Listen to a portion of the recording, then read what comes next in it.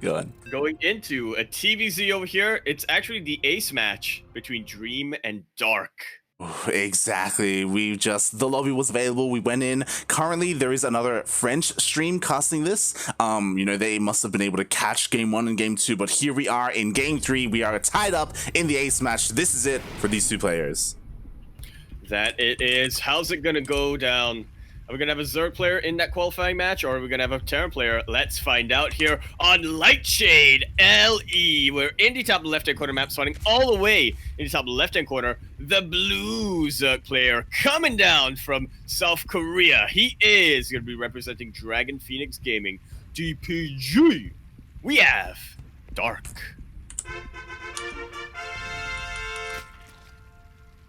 And spawning in the bottom right-hand corner of Lightshade LE, we have the South Korean Terran player, the Red Terran, representing team, as I quickly, God, can I... team Brave Star Gaming BSG. It is Dream. Apparently he's seamless. Wait, what? Wait, what? Wait, what? Okay, no, never mind. Star. I know DRG is now teamless. Yeah. His Wikipedia page says he's on Bravestar, but for some reason the team isn't on the Wikipedia page for this event. Yeah. Strange. Yeah, a little bit odd there. I mean, maybe an error or it may be some internals that we are not privy to, but for now, anyway, for as long as it's on his Wikipedia page, I'm gonna say that Dream is not on Courageous Sun Esports. He is instead on Bravestar Gaming. Yeah, and I'm anticipating this matchup because we've seen these two players, a couple of times in recent weeks in ESL Open Cup Asia, and Dark, of course, in this matchup, he is known to favor a more roach-heavy style. To my dismay, for some reason. Meanwhile, Dream, I love that he's been mixing it up. He's been pretty aggressive with the style. We've seen him go for those mass Widowmine drops, very time-esque. We'll see if he whips that out here.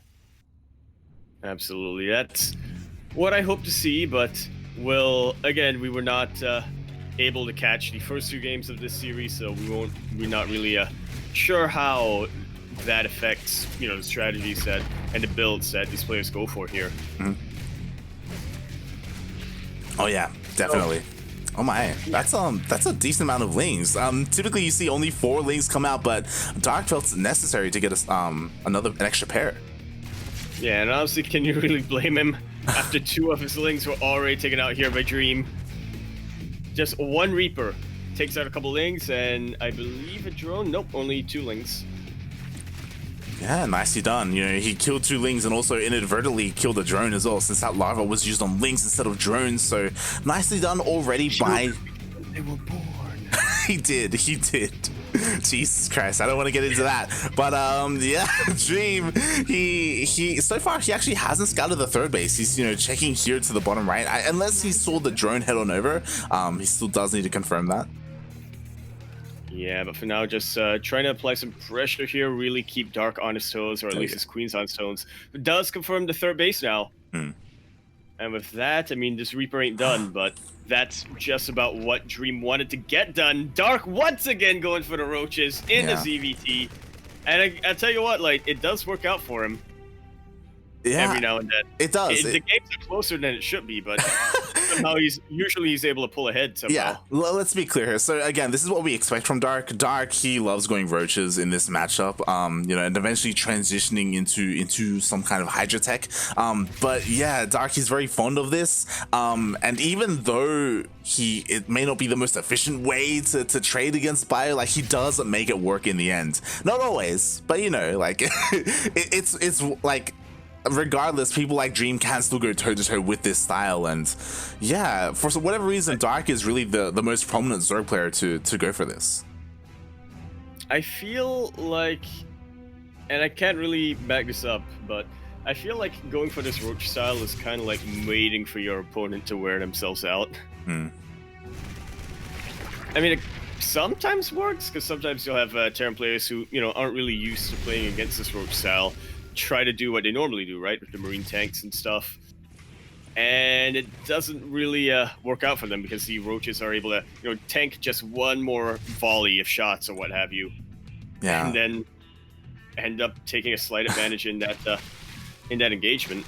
I will say the difference is that, like, because Dark is known for this, like, he doesn't have that, like, surprise factor kicking in, especially because someone like Dream has plenty of practice against Dark. And we do see that Dream did go for a 1-1-1 opener. We do see a Banshee already out, and with a Banshee, like, he should be perfectly fine defending against these roaches. Absolutely should. There's nothing that the roaches can really do to the Banshees. Ravagers can try, but Corrosive Bile ain't exactly the most reliable form of anti-air here. Yeah, exactly. So the roaches do get cleaned up. I don't know if you saw, but Dark did send the rest of his units back home, realizing that they would just die if they tried to do anything across the map.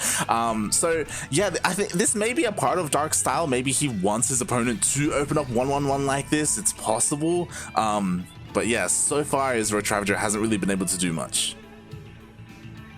Yeah, but I tell you what, they are going to be doing a decent job on the defense here, depending on when Dream decides to push out, and obviously how much more Roach Ravager Dark decides to build. Yeah, definitely. We do see a massively run by here at the third base. The Hellions were a little bit out of position, but they do come back home to defend. Or at least attempt to, as they're about to get surrounded over here. Really nice micro hit right now from Dream. And with the rest of the army, the Lings are going to be forced away. Dream losing only a single SCV to that run by. Oof. Yeah, that was 21 Lings going down. The -2s are 19, as the 2 went down earlier to the Reaper. And yeah, just not much damage was done there from Dark. He wasn't really able to get on top of the mineral line or slip into the natural or really snowball in any way, shape, or form. So far, Dream has been able to really control this game. But again, slowly but surely, that Roach Ravager count has been getting higher and higher. That it has. And that's pretty much what Dark is expecting right now. He's just really hoping that Dream isn't able to, make it to his side of the map. Even trying to catch off any potential drops here of the Lings. He needs the time to build up that Roach Ravager count, because again, Roach Ravager not the most efficient unit composition when we look into supply. Yeah, it can do well, like, especially, I don't know, if you catch an army, like, unsieged and you're able to bile down the tanks, things of that nature. We'll see how he's able to hold up. We'll see if he throws down the Banelings for Banelings to support his Roach Ravager. Meanwhile, Dark, I love this. These Lings have been patrolling here for a while, and they are able to deter this drop. Dream just immediately noped out of there. Once he saw those Lings. Not being forced to, settle for maybe clearing some creep, but Dark is not making that easy on him. With just a Ravagers here, it's a little scary right now for Dark, but Dream still does not quite have the army supply to really contest against that. Oh yeah, definitely. We do see Dark is doubling down on this. Like 1-1 upgrades are about to finish up. Burrow just started. We have a Burrow movement as well. Tunneling claws for those roaches. And what I'm really curious about, we have an infestation pit on the way. I'm curious to see if he's going to go Roach Ravager straight into Infestor. And is that going to be his army composition to really try and like fungal and bile down the army? That would be really cool. But we know that that's just for 3-3. We know how Dark likes to operate. Dark's like, Hive? Yeah, that's just for upgrades. I'm gonna just stick with the Roach Ravager. It's like, mate. What more do you need? Sue told me that. Oh god, mate, Sue's retired. He's not here anymore. Why are you listening to Sue? Oh god. Because they were SKT boys. They and were. I feel like the Dream is not really committed to any, big timings or any big pushes. He just does not have a clear path to doing any damage with a straight up push. So he's just focusing on these drops, trying to get a little bit of harassment done, trying to get some multi-prong and maybe stretch the attention right here for Dark. Yeah, definitely. Like, what's important is that he's just keeping Dark's Roach Ravager busy, because again, like, Burrow and Tunneling Claws just finished. Like, I'm sure Dark wants to be aggressive. He wants to harass with some roaches. He just hasn't been able to. Not quite yet. I got really worried there that the medevac was going to go down. A couple of roaches are starting to move up across the map right now. Dark, he's deciding that he has the supply to spare on this. We get right on top of the tanks. Actually, not all of those tanks are sieged up. Yeah, we can get right on top of the mineral line. Yeah, he's going to be looking to try and hit multiple mineral lines at once, and so far, Dream has not noticed. No, he has not. This is why missile God. turrets, man. Yeah. Even if they ain't going for mutas. Oh my god, every single missile, every single mineral line is going to have roaches in them, and they're all going to pop out at once, and we'll see how Dream is going to be able to defend. And Dream has suspected something is up, but that's the only roaches he's able to confirm. Does position some tanks around to try to deal with those roaches, but it does also cause some friendly fire there. Dream already losing 9 SCVs. Yeah, but you know what? 9 SCVs isn't too bad, especially with this roach commitment. We do see there happen to be units in every single base, you know, in the main, in the natural, and here we go, missile turrets are being thrown down. So 9 SCVs for the cost of all these roaches, like, honestly, that was pretty well defended. Yeah, when it's all said and done, I mean, Dream has not lost a base. He always has mules available to him. And Dark, I mean, his own fifth base, was delayed for quite some time. Oh yeah, definitely. And what's important to note is actually Dark, he's not done with these roaches. Like, he was able to keep like a lot of them alive by scattering them to the winds, and now more and more SCVs are going down, and Dream, he's just trying to commit to this attack. Yeah, he really does not have much in the ways of defense, but Dark, I mean, we already know this about Roach Ravager. They are not the most supply-efficient army, so even when you're equal in supply, that does not really mean that you're ahead. But Dark, he's even behind, or he was for the longest time over there, but here we go. Dark starting to take some very key victories there, taking out enough of those tanks, taking out enough of the bio that Dream has to back away and find a different way. Push in. Exactly. The Ling Bane did just kick in to support that army as well, so Dream couldn't just commit into that engagement. He is forced back after losing all of those SCVs. And I guess that's the thing about Roach Ravager. It is, if you do decide to dedicate into them, and of course, and obviously have some support here with some Banelings and some Vipers, it can be really hard for the Terran player if they're not to break through on it. Mm-hmm. Yeah, and we do see like Dark, he is, like, to be fair, he is transitioning. Like, a Lurker Den is on the way. He already finished up his Hydra Den as well, so he's going to be looking to get into those like Hydra Lurker style. So eventually, like, he wants to get rid of these roaches. He wants to get rid of these Ravagers. Yeah, that I think is really the ideal end game for this type of play for Zerg. I feel like it's almost like this style of Roach Ravager. It's almost like going Void Rays for Protoss, right? You don't want to stick to it for too long, but you use it to ease your transition into something else. Oh yeah, definitely. But Dark is getting pulled apart a little bit. Again, the majority of his army was here to the north, not that much here to the south. Only roaches, which wasn't ideal. Ooh, even denied +2. Yeah, denying that +2 melee is absolutely huge right now, because Dark, we're getting to the point where he does want to rely a little bit on his Ling Bane. He doesn't want to, keep his Roach Ravager as his main army right now. He still needs time to get into his Hydra Lurkers, but he cannot deal with the bio with only Roach Ravager. Look at how many Marauders Dream has got. Yeah, there's so many Marauders here, but again, though, like, they're not going to find too much value after the Roach Ravager does get taken out, but so far, like, they're so fast at just chunking down these hatcheries. Just like so. Yeah, that hatchery is so close to going down, but you know what? Because the push to the north was cleaned up, now Darky can focus everything here to the south, but not before he ends up losing the hatchery. Yeah, that's got to be a painful loss here for Dark to deal with. But some really nice parabombs coming in here. So little medevacs left right now for Dream. He has to be so careful the next time he steps He forward. unsieged! No! He does unsiege at just the wrong moment. There are a lot of Widow Mines here, but they unfortunately don't quite get those clumped up units that Dream wanted. Dark absolutely crushing this attack. Wow, I was about to say the defensive position for Dream was beautiful. He had like 4 Widow Mines, he had 5 tanks sieged up behind it, and as soon as he unsieged, Dark pounced on that army, took out every single tank, and Dream was forced back. Just in the blink of an eye, almost. Jesus Christ. And now, for the most part, Dark, he has gotten rid of his Roach Ravager. He only has these Ravagers here to the north. He's getting those Lurkers, getting those Lurker upgrades as well. He is also really not neglecting his Vipers. It is nice to see. Knows that that's absolutely key right here to try to break a stalemate, right, between sieged up units. A couple of Yoinks, a couple of Blinding Clouds. Yeah, and Absolutely turn the tides. we'll see when Dream like realizes the tech transition of Dark and start transitioning himself, because again, when this many lurkers come into play, like you need to switch into something like Liberators help so much against this. It's kind of like a TVT in a way, where you have control of the skies and then you like force your opponent to unsiege and force them back. But oh, Dark, he's looking to be offensive with them.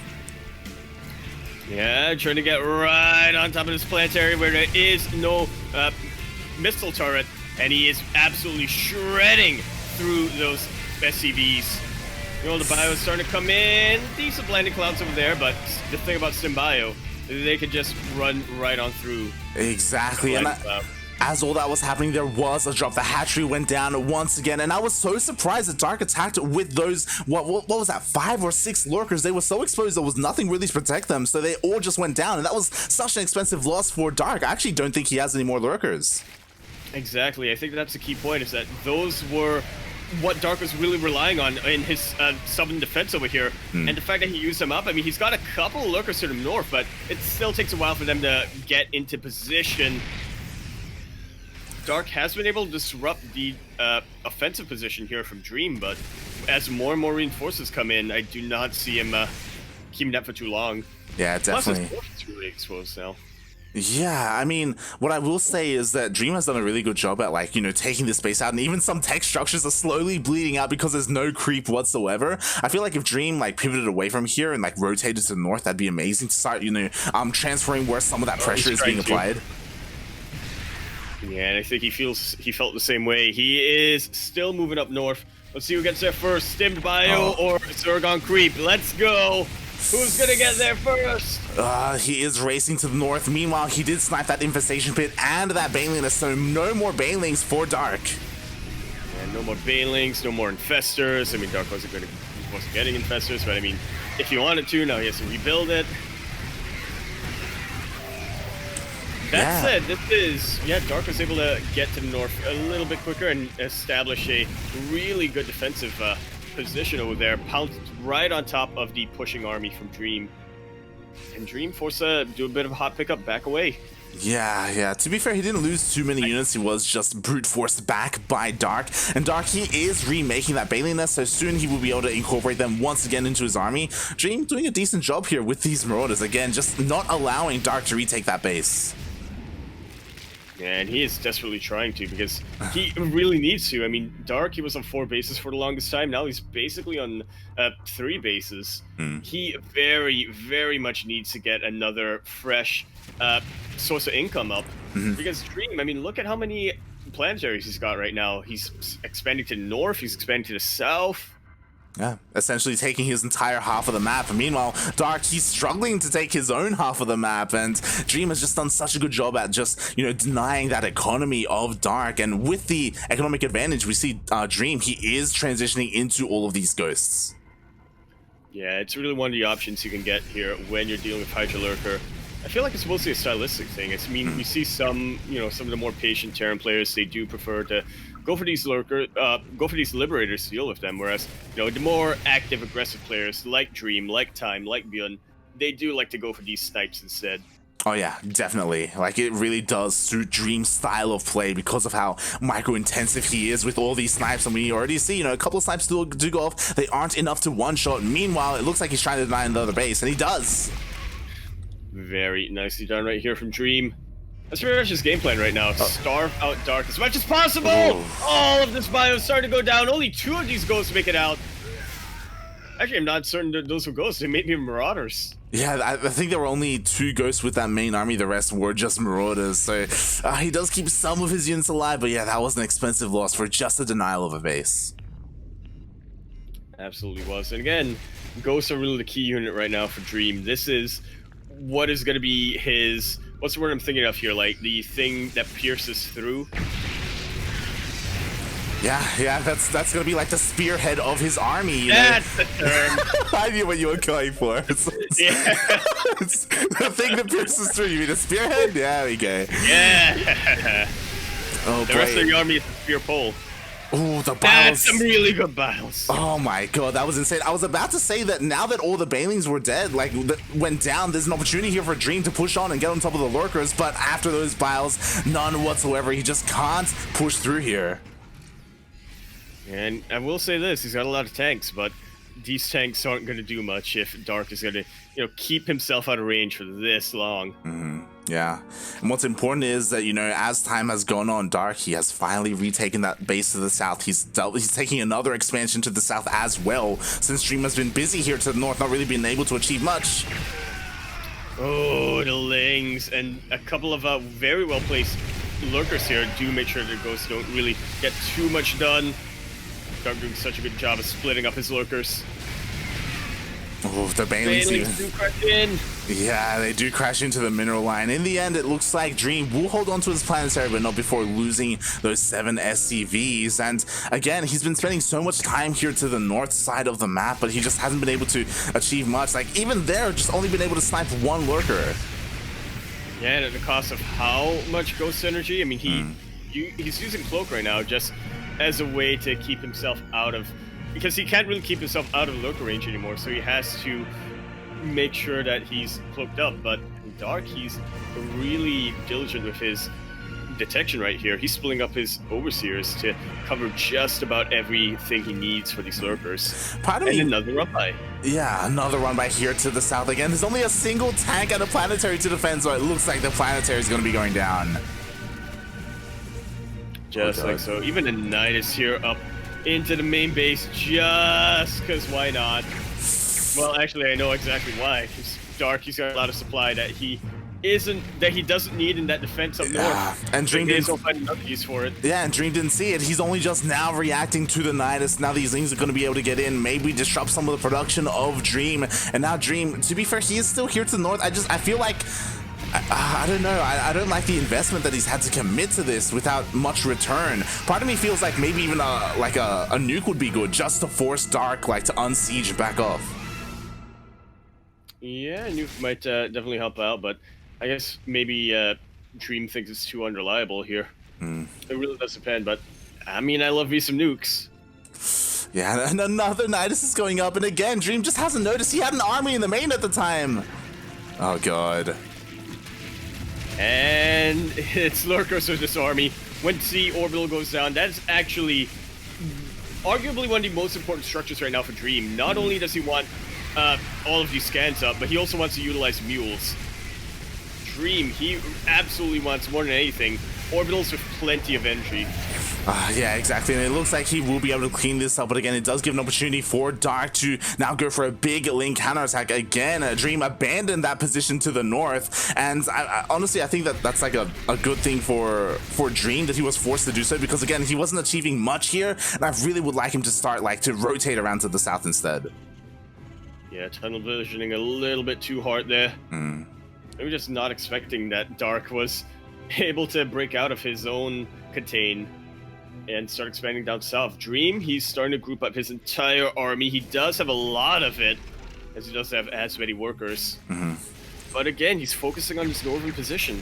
He is, but you know what? This time there isn't that much here to protect the lurkers, so there we go. Dark realizes this, he immediately abandons the hatchery, but he doesn't even care about this hatchery because he's just taking all the other expansions to the south.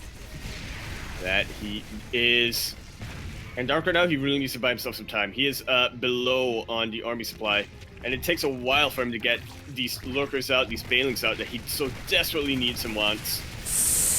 Yeah, definitely. We do see a bit of a drop here in the main base, but it doesn't really achieve much, and we do see finally Dream looking to find another angle of attack. And again, I desperately want these bases to be to be attacked at some point, to be punished. That's the word that I was looking for, because yeah, Dark is just getting away with this. Yeah, the word like spearhead. Hey, but yeah. I tell you what, we should be seeing some harass being thrown down there immediately when I saw Second Ghost Academy. We knew where this was going. Dream already getting those nukes up. Beautiful. That's what we want to see. Nukes are going to be coming into play here for Dream, and we'll see if he's able to get any juicy connections. Again, there's a lot of opportunity, especially with all of these bases being taken. I gotta be honest, I'm holding my breath a little right now because I want to see these nukes get thrown down. Dark starting to posture a little bit here, just trying to keep Dream's siege line back. But we are starting to get to the point where Dream really doesn't want too many more tanks, maybe just a couple in key positions to keep the Zerg player back a bit. But if he gets too many, then he's really gonna start getting into what's a diminishing return territory. Oh yeah, definitely. It looks like there is a nuke here, which will land. Will only get a single drone if that it escapes in the gas. It doesn't get taken out. Yeah, the Vespene geyser really is the bomb shelter. It is. Meanwhile, all the right on top of these very exposed lurkers. Oh yeah, definitely. Those were juicy pickoffs there by Dream. He has to be careful not to get his ghost picked off though. I think he's the overseer. Oh, but Cloakround wears off. Oh yeah, it does just wear off. Meanwhile, like Dream, he's still continuing to harass Dark, forced to make those overseers to deal with all these ghosts. There's still a single ghost here waiting to nuke. I mean, that's not the best place to nuke. I mean, all the minerals have been mined out, but I mean, get some gas at least. Yeah, no, it forces Dark to panic a little bit, right? To like look around and be like, "Oh my God, where's the nuke gonna land?" Oh my God, Dark, it's Dream, please see it this time. Wow. Oh God. Yeah, the nuke of the Zerg coming in with everything else. Get some lings over here. Might be able to knight +2 again. I'm so surprised Dark still doesn't have it. He still doesn't have +2. Only just Adrenal Glands only just finished. I just realized. Oh my God. Yeah, Dark, he really didn't expect Lings to be what he wanted to tech into this game. This is how you can tell he was really dedicated to the Roach Ravager into Hydra Lurker strat. Definitely, and we just see more and more nukes being thrown down. Like, he could actually deny +2. Oh God, the overseers are here. The overseers are here, and the ghost was just low enough on health. I thought for sure a lot of Lings were going to go down there, but was not meant to pass. Another drop getting deflected over here up north. Dark, I'm honestly pretty impressed right now. He has a very flexible, or elastic, I should say, form of defense right now, and he's doing it without that much creep. I would say that, like, Dream has a decent bank. I would have liked to have seen a couple, like, maybe even a tech switch into Liberators from here. Like, he's committing hard to Ghosts. I don't know how much value they're really getting at this point. And again, like, being able to switch into something like that, you can really abuse the fact that, like, there's no Spy for Corruptors. Like, there are no Hydras either. Like, the anti-air is very limited. Oh my God. Oh my God. Well, we'll see if he has the time to do so. Dark, with no fear, pounces right on top of the army. Burrows right on top of the tanks. Really showing Dark of Dream, how it's done. But he is starting to run out of steam over here with this attack. All of the Lingbane has been taken out, and the Lurker is forced to retreat back. Yeah. Dark way below on supply, and he's starting to lose a lot of his workers. He's starting to lose the economy game. Yeah, I was about to say that over here to the north, as all that was happening, we do see one of the hatcheries was picked off. Another hatchery is going to be picked off at the same time. So Dream dealing some counter damage, some economic damage, as opposed to Dark just trading army for army. And I feel like Dream right now, his best path of victory is to win this war of attrition. Dark, I mean, I feel like that was what he wanted to do much early on, but then eventually Dark realized, hang on, there's nothing here to the south. I can just mine from there. But yeah, once again, Dream is going to be looking back at that, or looking back to this sort of plan. Yeah, and now that Dream's done with all the bases to the north, now his entire focus, all of his energy is here focused to the south. And we'll see if he's going to be able to break this, because there are a bunch of Lurkers, a bunch of Lings, only a handful of Banelings. I like the Viking slate. Oh yeah, for the detection, for the anti-air. Overseers? I think it's like the Overseers. They totally could. Only 2 Vikings here for now, but ooh, it looks like Dream has found a little bit of an opportunity here to dive into this lower left-hand corner base. Yeah, this is a bit of a double-edged sword right now. On the one hand, Dream, he can really split up the army for Dark. On the other hand, he can also get himself surrounded real easily in that position, which is why this run by is gonna be one of the things that changes the course of this game. Oh yeah, definitely. Like just pulling away the attention of Dream, forcing all of these reinforcements back home to deal with these Lings. Meanwhile, the drop does snipe the hatchery. And maybe able to the hatchery. Those are the freshest bases of Dark. GG is called.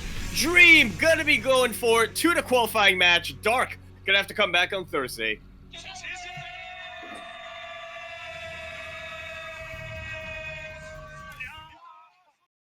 GG.